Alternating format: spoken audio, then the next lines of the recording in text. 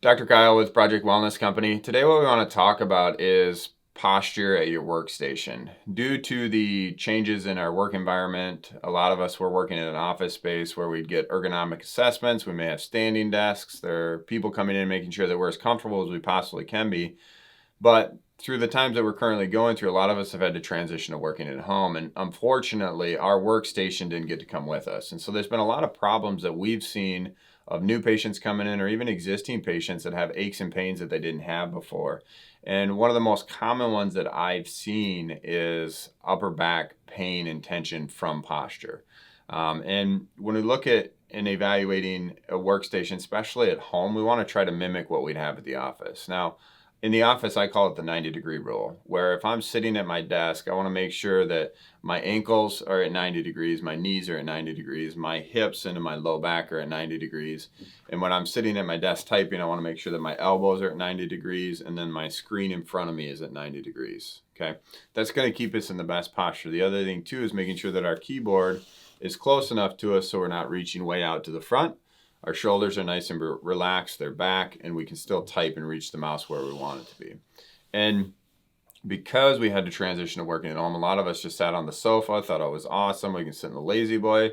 And now there's a lot of problems that are coming from that because we're doing this for 8 hours a day, five days a week, and there's problems that are resulting from that. And if we look at what happens when we have bad posture, okay, normal spine, okay, we should have curves of the spine.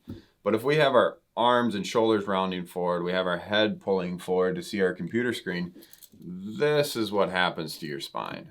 And so that puts tons of tension up and across the back of the spine. Here, it could potentially cause numbness and tingling down the hands because ultimately these nerves that are coming out now have impingement. Okay, there's pressure put on them because of that structural change of the spine. Those discs are now pushing backwards onto the spinal cord and those nerve roots. And so we want to get this posture. And so by following the 90-degree rule, okay, when we're sitting at home or we're at our desk at the office, and anymore, you could even buy a standing desk for home that's relatively inexpensive to make sure that we're maintaining that good posture, keeping our spine where it's supposed to be, so that way we're not having the unnecessary aches and pains, wears and tear of that spine that we would have if we had that bad posture. Okay. The other thing, not only just workstation wise, but would be your cell phone. Okay.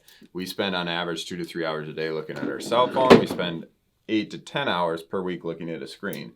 And so if you think about your waking hours, if you're awake for 16 hours a day, but you're spending over half of that looking at a screen, how we're sitting and how we're looking at that is super, super important. And evaluating that, because those are the small things over time that add up that are going to lead to the aches and pains, the neck pains, the headaches, the tension across the top of the shoulders, or even potentially having low back pain because our posture is not correct while we're sitting at work.